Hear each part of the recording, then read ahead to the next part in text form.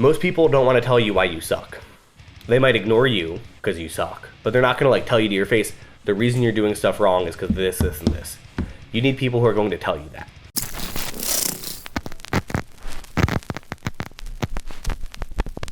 Hey, so I want to talk about finding your peers who you can feedback with and collaborate with. This is different from your friends. When I talk about peers who you can feedback with and collaborate with, I talk about like, I have a really great relationship with Jordan from Archaic. We're working on a book together. We give each other feedback on our marketing. He's someone who will get very brutally honest with me if I sound like a dick in an interview, and who will just tell me what I'm writing if it makes sense or not. I have this relationship too with my friend Tom Jordan of the band 20 Watt Tombstone. These are people I'm feeding back with because then they come to me with their stuff and they're like, Matt, do you think this is a good idea? Does this look good? And it's just that relationship we have cultivated with each other. Napoleon Hill in his book Think and Grow Rich talks about it as like your mastermind group. And these are the people you need to really trust who are going to work with to grow, because again, most people don't want to tell you why you suck. They might ignore you because you suck, but they're not going to like tell you to your face, the reason you're doing stuff wrong is because this, and this. You need people who are going to tell you that.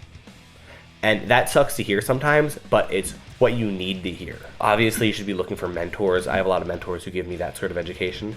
But, you know, sometimes that's hard to get. Sometimes it's good. And it's also a different angle that you get from your peer group feedback, your peer feedback group, than what you get from a mentor, right? Because it's more of a two-way street, which is very helpful and can lead to a lot of growth. You just need to start opening your eyes around this stuff.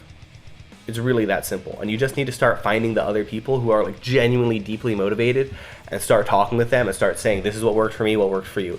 I think we all try to like hold our cards too close to our chest, even though the like upper peak of what you can make as an underground musician is like not a lot of money, right? So like, why are we, it's like people fighting in one of those game shows where the end goal is a job that pays $100,000. Like, that's a lot of money, but it's not like a lot of money. You know what I mean? And like, it's art. Like, we're supposed to be having fun. Like, we know it's fun. So why not just trade off and talk to people? But finding these people is hard, but make a point of doing it. Because if you can find the people who want to feedback with you and give you criticism and tell you, this is going to work, this isn't going to work, this is worth that, this isn't worth that, that's important. And just put yourself out there, and you're going to get burned a lot. You're going to give away a lot of free information with people who don't give you anything back. And that's okay. Because you just need to keep giving and giving and giving until one day you find your Jared Christensen or your Tom Jordan or whoever, right? Who you can actually have a constructive, mutually growing relationship with.